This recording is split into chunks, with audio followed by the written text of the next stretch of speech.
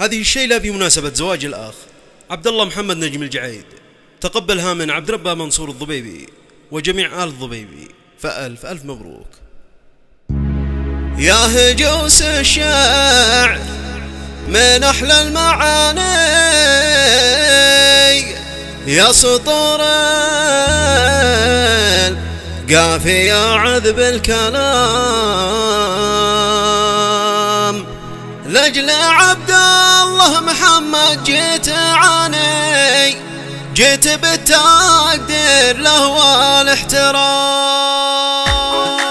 يا هجوس الشعر من أحلى المعاني، يا سطور القافية عذب الكلام، لأجل عبد الله محمد جيت عاني، جيت بالتقدير له والاحترام. يا هجوس الشعر من أحلى المعاني، يا سطور القافية عذب الكلام، لأجل عبد الله محمد جيت عاني، جيت بالتقدير له والاحترام. والتباريك الكثيرة والتهاني، دام ربي فرحتك في كل عام. يا الجعيد التهنية لك من يماني، الضبيبي ساغ لك فيها سلام. والتباريك الكثيرة والتهاني، دام ربي فرحتك في كل عام. يا الجعيد التهنية لك من يماني، الضبيبي ساغ لك فيها سلام. من صفى قلبي ومن طيبة لساني، يا سلالة طيبة اساس الكرام. والصداقة بيننا مثل المباني، والقليل امثالكم يا اهل المقام. والصداقة بيننا مثل المباني، والقليل امثالكم يا اهل المقام. دامها ربي صداقة للزمان، بالنقا والطيب نهديكم وسام. يا هجوس